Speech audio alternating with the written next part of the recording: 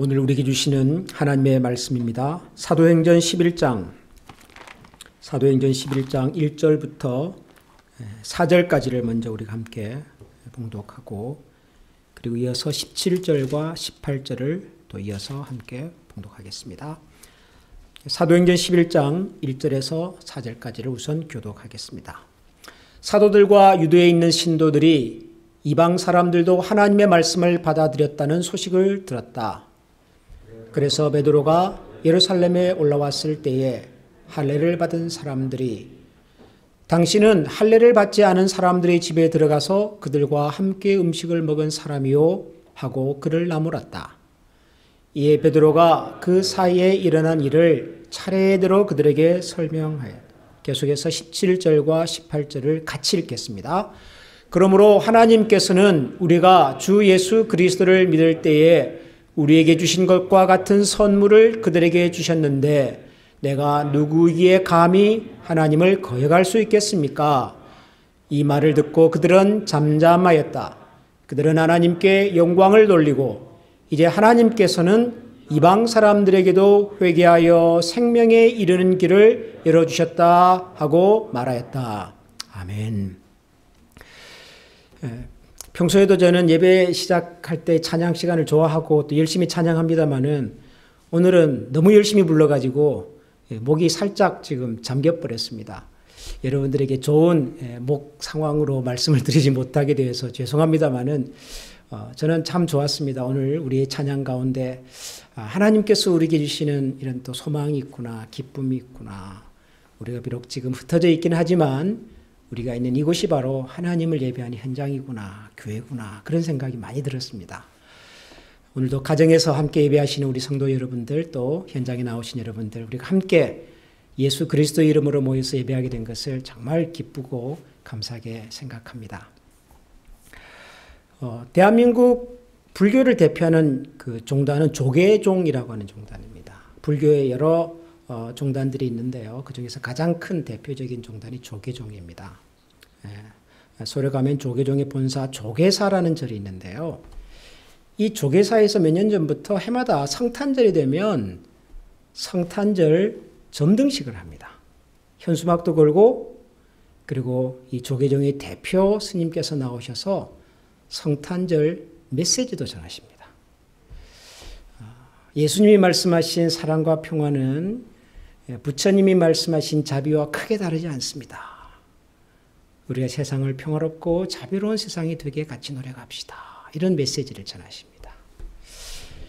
굉장히 흥미로운 장면이지요.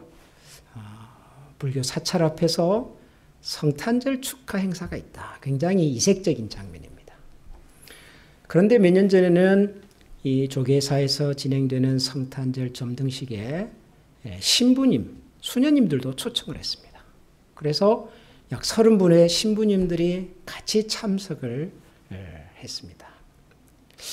스님들과 신부님들이 함께 성탄절 축하하는 메시지를 한다. 굉장히 뉴스거리죠. 그래서 이런 행사가 있을 때마다 뉴스에서 이 행사를 보도하곤 합니다. 스님들과 신부님들이 함께 예수님의 성탄절을 축하하는 장면입니다.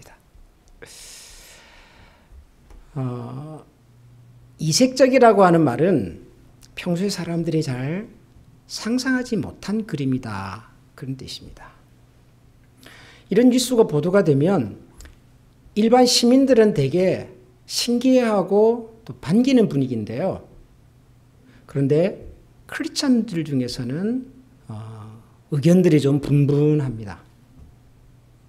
어떤 분들은 아니 신부님이 되어가지고 어떻게 불교 행사에 참석할 수가 있어? 그렇게 부정적으로 생각하는 분들이 있는가 하면, 또 어떤 분들은 아니 가서 뭐 절하고 예불 드리는 것도 아닌데 못 갈 게 뭐야? 그렇게 긍정적으로 생각하시는 분들도 계십니다. 여러분 생각은 어떠세요? 불교 행사에 신부님이 초청을 받는다면 그 행사에 가는 것이 좋을까요? 안 가는 것이 좋을까요? 신부님 그러니까 좀 다른 동네 이야기 같아서 이걸 조금 바꿔가지고 만약에 그런 행사에 목사님이 초청을 받습니다. 이런 불교 행사에 저를 보고 와서 좀 참석을 해달라 그래요. 그럼 저는 가야 될까요? 말아야 될까요? 가는 것이 좋을까요? 안 가는 것이 좋을까요? 살짝 좀 고민스럽죠? 초청받은 목적이 중요하겠죠? 와서 예불을 드리고 뭐 절을 하고 그러라 그러면 그건 갈 수가 없죠.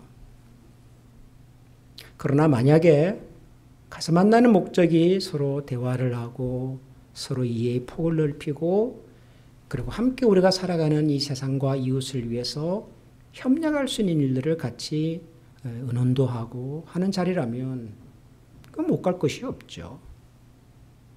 더군다나 만약에 그분들이 우리가 기독교에 대해서 좀 더 알고 싶습니다. 성경에 대해서 좀 알고 싶습니다. 와서 한 말씀 해 주십시오. 라고 한다면 그런 초청은 저 같으면 갈 것 같아요. 가서 기독교에 대해서 우리가 믿는 하나님에 대해서 얘기할 수 있겠죠. 그런데 만약 제가 한번 갔다 오면 아마 교인들은 또 생각이 좀 다를 것 같아요. 아니 목사님이 하필이면 왜? 굳이 왜 그런 곳에? 오늘 설교 제목처럼 왜 그러셨어요? 아마 이렇게 생각하시는 분들이 있을 것 같아요.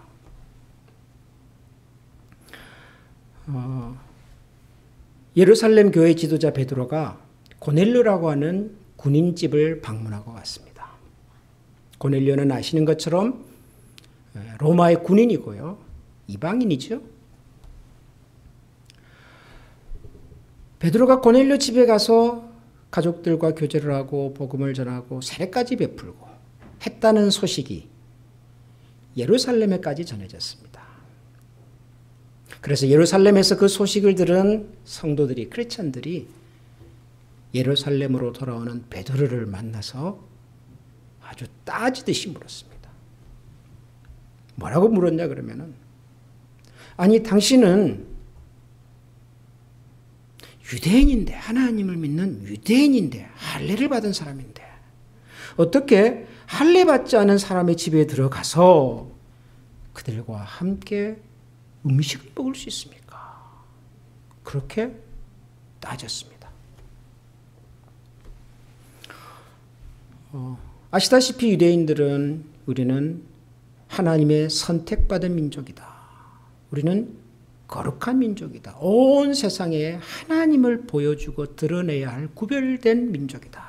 그런 생각을 가지고 있었고 그렇기 때문에 우리는 하나님을 알지 못하는 사람들과는 다르게 살아야 된다라는 생각을 가졌습니다. 그래서 그분들은 이방인들, 할례를 받지 않은 이방인들하고는 대화도 하지 않고 교제도 하지 않고 더군다나 그분들하고 식사를 같이 하는 것은 그건 상상할 수도 없는 일입니다.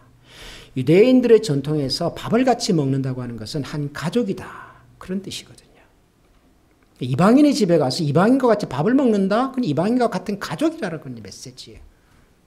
근데 베드로가 이방인 고넬료의 집에 가서 그들과 함께 교제도 하고 그리고 아마 식사도 했겠죠. 그리고 왔단 말이죠.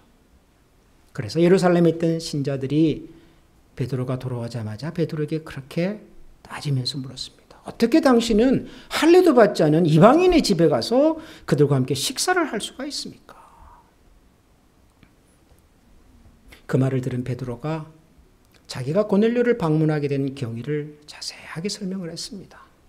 나도 이방인 집에 가서 이방인하고 같이 식사를 하고 싶은 마음은 전혀 없었습니다. 나도 이것은 우리가 가지고 있는 원칙을 어기는 거라고 생각을 하는 사람입니다. 그런데 하나님께서 아주 특별하게 저게 나타나셔서 저를 그렇게 인도하셨고 그래서 막상 가보니 거기에는 하나님을 믿기 원하고 하나님을 사랑하는 사람들이 있어서 그래서 제가 그들에게 복음을 전했는데 그때 성령님께서 그곳에 임하는 것을 제가 보았습니다.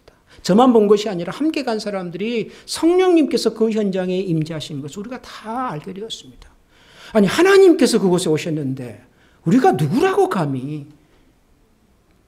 그래서 그분들에게 세례를 베풀었습니다. 베드로가 자기가 고넬료를 방문하게 된 경위를 자세하게 설명을 했습니다.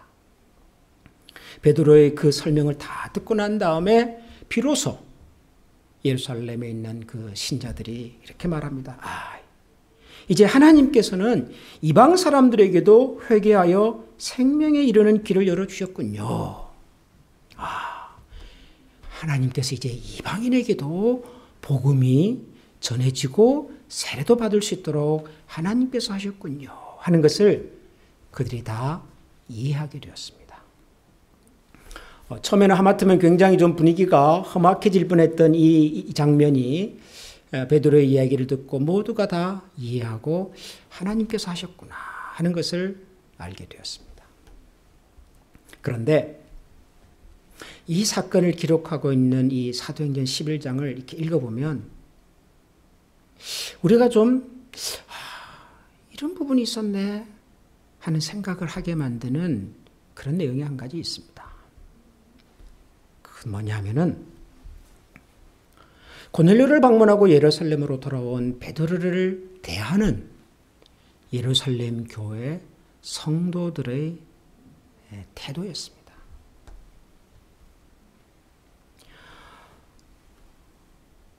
이 고넬료 이야기는 사도행전 이 10장과 11장에 나온 이 고넬료 이야기는 고넬료라고 하는 이방인이 있었는데 그 사람이 참 경건했고 하나님을 두려워했고 그래서 그 집안에서 모든 사람들이 예수님을 믿었단다 라고 하는 한 가족과 가정이 구원받은 이야기 정도가 아닙니다.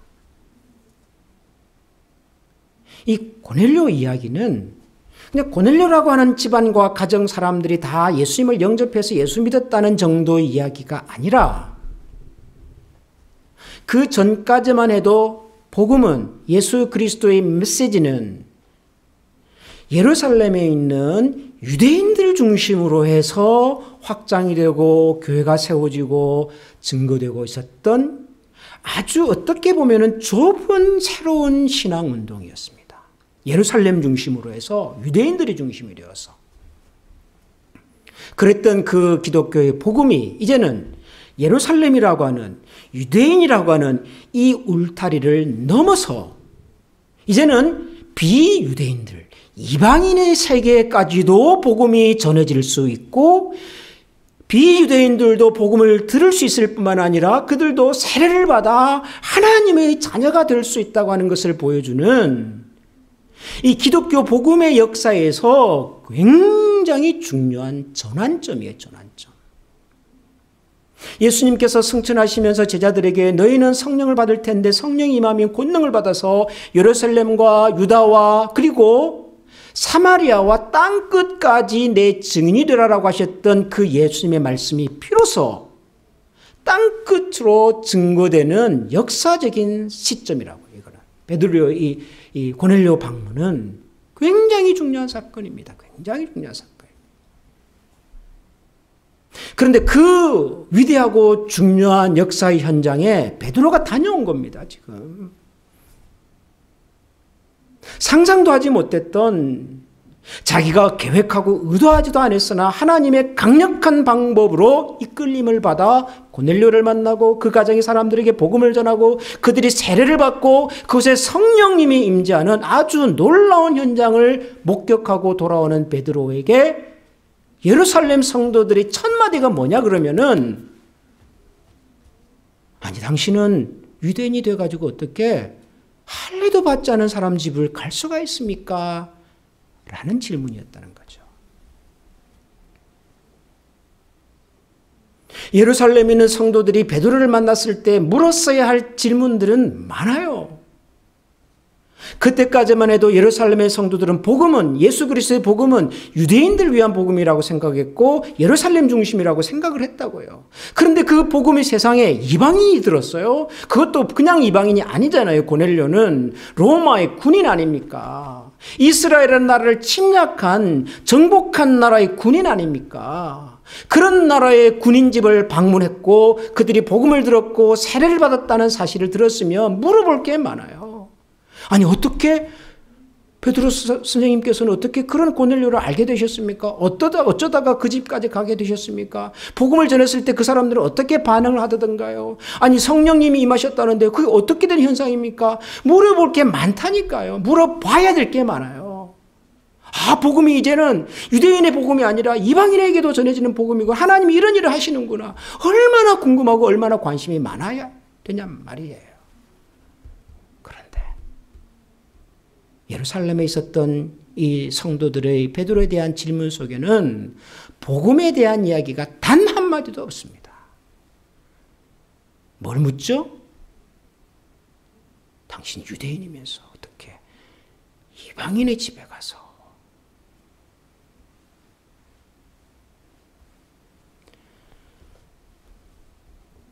여러분, 이런 장면이 종종 성경에 등장합니다.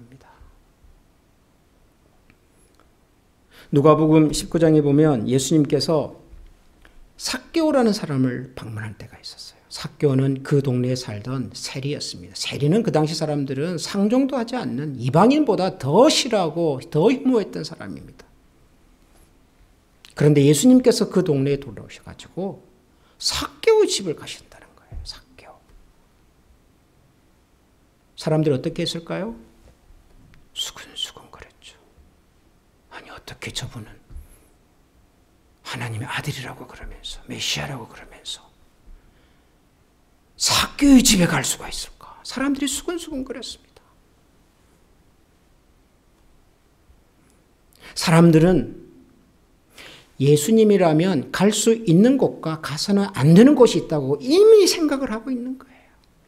예수님이 만날 수 있는 사람들과 만나서는 안 되는 사람이 있다고 사람들은 생각하고 있는 거예요. 그분들은 예수님을 따르는 사람이었습니다. 예수님에 대한 관심이 있었습니다. 예수님의 말씀을 듣고 싶었던 사람입니다. 그러나 실상은 그들의 관심은 예수님이 아니었던 것 같아요. 자기들이 기대하고 자기들이 생각하는 예수님이 되기를 원했던 것 같아요. 아니 예수라는 분은 어떻게 저런 사람 집에 갈 수가 있냐. 예수님을 두고도 그랬습니다. 사람들이. 베드로가 고넬료 집에 갔다 온 것을 가지고 말하는 것은 거기에 비하면 뭐 아무것도 아니겠지요. 여러분 우리가 알게 모르게 이런 어떤 함정에 빠질 수가 있어요. 그럴 가능성이 참 많습니다. 교회는 복음을 전하는 것입니다. 교회가 가장 중요하게 생각하는 것은 복음의 전파입니다. 라고 말하지만 정작 교회에서 정말 관심 있는 것은 복음이 아닌 다른 것일 때가 참 많아요. 복음보다 더 중요하게 생각하는 것들이 사람들의 마음속에 있을 때가 종종 있어요. 제가 한국에서 부목사로 봉사를 하던 교회에서 한 번은 오래된 이야기입니다. 1990년대 초중반 얘기네요. 그 당시 한국에 조선족 분들이 갑자기 많이 들어오기 시작하셨어요. 조선족 아세요, 여러분? 중국에 살고 있는 우리 한민족. 이분들이 이제 한국에 많이 들어오게 됐어요. 인천을 통해서. 갑자기 서울에 조선족 사람들이 많아지기 시작을 했어요. 근데 이분들이 마땅히 갈 데가 없고 하니까 주로 노숙 비슷하게 생활하는 분들이 많았고요. 행상을 막 하고. 명절이 되면 추석이나 설이 되면 이분들이 갈 데가 없는 거예요. 그래서 서울역 지하에 가면 따뜻하니까 뭐 종로역, 뭐 강남역 이런 데 이제 막 몰려가지고. 그래서 교회에서 이분들에게 우리가 복음을 좀 전하면 좋겠다. 명절이라도 갈 곳도 없는 우리 조선족은 결국 우리 한민족이니까. 그런 생각을 가지고 이분들을 초청해서 1박 2일 수련을 했어요. 추석을 맞이해서 서울 군교에 있는 수양관을 빌려가지고 이분들을 한 200~300명 모셔가지고 같이 식사도 하고 교제도 하고 그랬어요. 참 좋았어요. 얼마나 또 고마웠겠어요. 그분들은. 추석이고 명절이고 갈 데가 없는데 와서 밥도 먹여주고 재워도 주고 또 예배도 같이 드리고 좋았어요. 그러고 나니까 교회에 이제 조선족 분들이 한 분, 두 분 많이 오시기 시작을 했어요. 교회가 좋아했죠. 이렇게 낯설고 여러 가지 어려운 동네에 와가지고 고생하는 사람들이 이렇게 교회를 찾아와 주니까. 그래서 교회에서는 또 이분들을 위한 또 팀도 하나 만들어가지고 이분들의 애로사항도 들어주고 뭐 이러면서 교회 조선족 분들이 한 분, 두 분 많아지기 시작을 했어요. 근데 나중에 교인들 중에는 좀 불편하게 생각하는 분들이 이제 생기기 시작을 했어요. 이분들이 거의 노숙 비슷하게 사는 분들이다 보니까 주일날 이렇게 만나면 행색이 좀 틀려요. 제가 부목사로 섬겼던 교회는 그래도 강남에 있는 교회인데 이게 완전히 누가 봐도 좀 다른 행색의 사람들이 막 교회로 모이기 시작을 하는 거죠. 그리고 모든 조선족 분들이 그런 것은 아니지만 일부 조선족 분들 중에는 또 여러 가지 문제가 좀 많은 분들이 있었어요. 그러다 보니까 이제 한두 분 그런 말씀을 하시기 시작을 했어요. 아니 왜 교회에 자꾸 저런 사람들이 찾아와? 아니 왜 저런 분들을 위해서 교회가 막 사람을 돈을 써야 돼? 막 이런 생각을 하시는 분들이 생기기 시작을 했어요. 조선족 분들을 위한 수련회는 그다음부터 하지 못했습니다. 흔히 일어나는 일입니다. 흔히 일어나는. 교회는 복음을 증거하는 것이 가장 중요한 사명이고 그리스도의 사랑을 전하는 것이 교회가 가장 중요한 일이라고 말은 하지만 정작 어떤 상황이 되면 복음보다는 사랑보다는 우리가 그동안 익숙했던 것들이 무너지는 것, 우리가 가졌던 생각과 경험이 무너지는 것, 우리가 편리하게 생각했던 것들이 무너지는 것에 대한 두려움과 부담이 때로는 복음보다 더 중요하게 여겨질 때가 있어요. 교회라고 하는 공동체 안에서도. 여러분, 예수님께서 제자들에게 너희는 성령의 권능을 받고 예루살렘과 유대와 사마리아와 땅끝까지 내 증인이 되어라 그러셨잖아요. 그게 사실 사도행전의 핵심 주제입니다. 근데 여러분, 땅끝이 어딜까요? 여러분 생각에 땅끝은 어디입니까?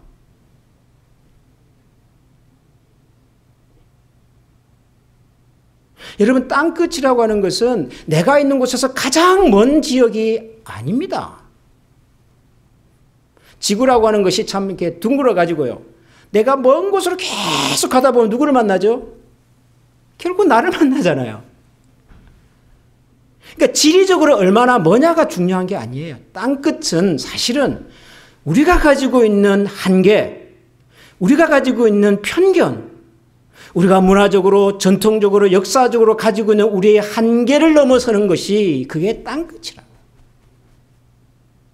여러분, 아무리 지리적으로 가까이 있어도 내가 내 생각과 경험에서 이 벽을 넘어서지 못하면 거기가 땅끝이잖아요, 여러분. 그렇지 않습니까? 우리가 이 클리블랜드라는 지역에서 20년, 30년을 살아도 한 번도 말도 건네보지 않고 한 번도 예수 그리스도의 복음에 대해서 얘기해보지 못했다면 거기가 땅끝이지요. 우리가 무슨 쿠바를 가고 우리가 무슨 니카라과를 가야 그것이 땅끝이 아니라고요. 땅끝은 의외로 우리 가까이에 있습니다. 우리가 가지고 있는 경험, 우리가 가지고 있는 사고방식, 우리가 가지고 있는 문화적 편견, 신앙적 선입견, 이런 것들에 사로잡혀 갇혀 있으면 우리는 땅끝을 넘어갈 수가 없어요.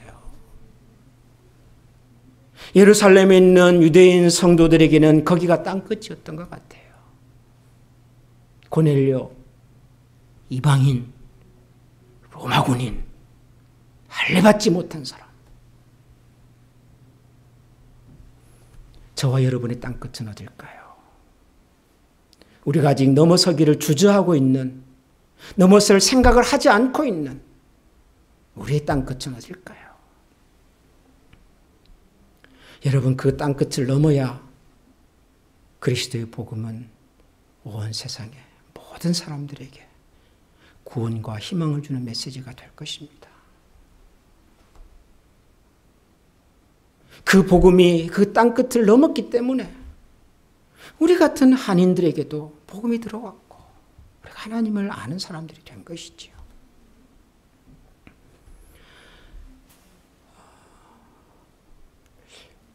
코로나 바이러스 상황이 끝나고 나면 다시 우리가 모여서 예배하고 또 이전처럼 여러 가지 선교, 구제, 봉사활동들을 하겠죠. 멀리 가는 것이 중요한 것이 아니고 많은 것을 하는 것이 아니라 우리 생각의 한계를 넘어서는 것이 저는 중요하다고 생각합니다.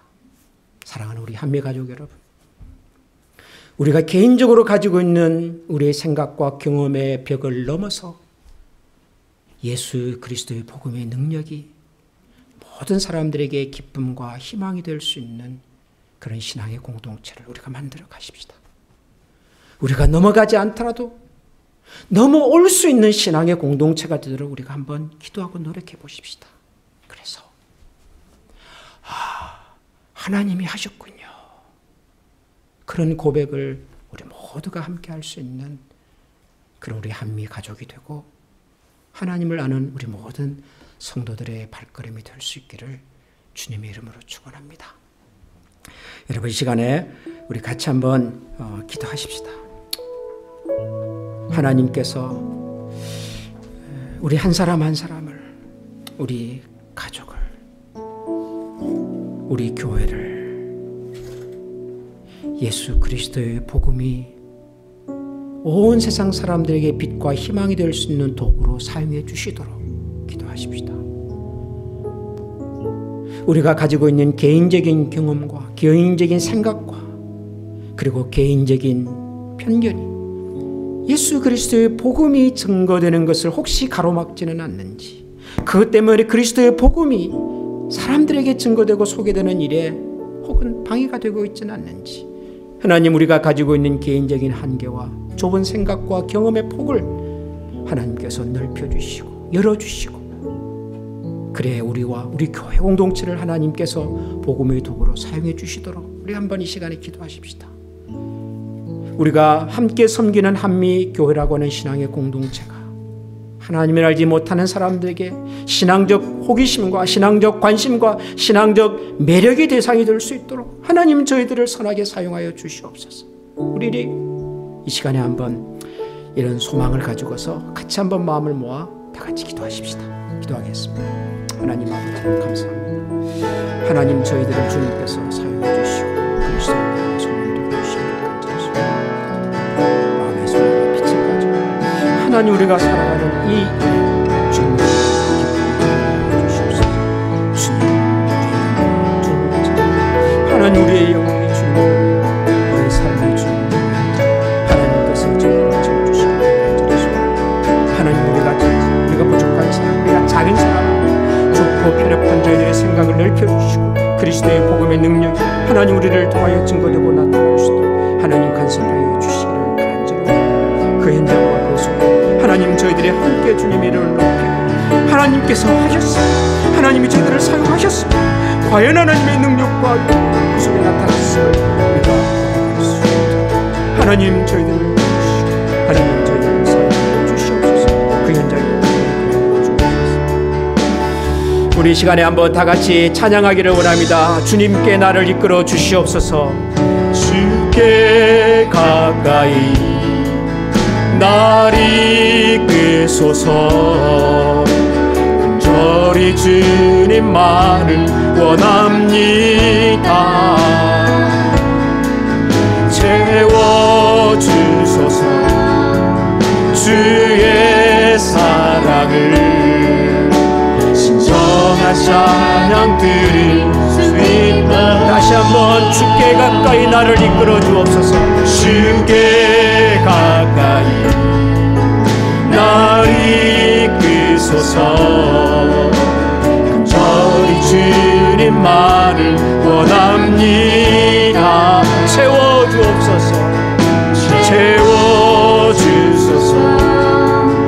주의 사랑을 진정한 찬양 들을 수 있도록 목마른 나의 영혼 주를 부르니 나의 맘 만져 주소서. 주님만을 원합니다. 또 원합니다. 나의 맘 만져주사. 목마른 나의 영혼이, 목마른 나의 영혼 주를 부르니 나의 맘 만져주소서. 주님만을 원합니다. 또 원합니다.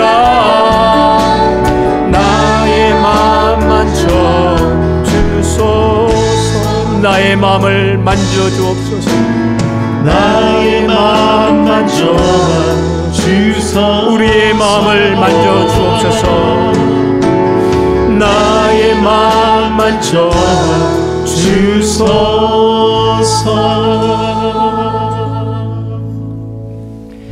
주 예수 그리스도의 은혜와 하나님의 사랑과 성령의 교통하시는 은총이 우리가 가지고 있는 우리의 생각의 한계에 머물지 않고, 우리가 가지고 있는 우리의 경험의 한계에 머물지 않고, 우리가 가지고 있는 작은 생각과 편견의 한계에 머물지 않고, 하나님의 복음이 우리가 가지고 있는 한계를 넘어서 과연 하나님께서 하셨습니다라고 하는 고백을 우리 모두가 할 수 있는 그날을 기대하고 그날을 바라보고 그 복음의 역사의 현장에 서기를 원하는 중심으로 살아가는 모든 주의 백성들 머리 위에 지금부터 영원토록 함께 계시기를 축원하옵나이다.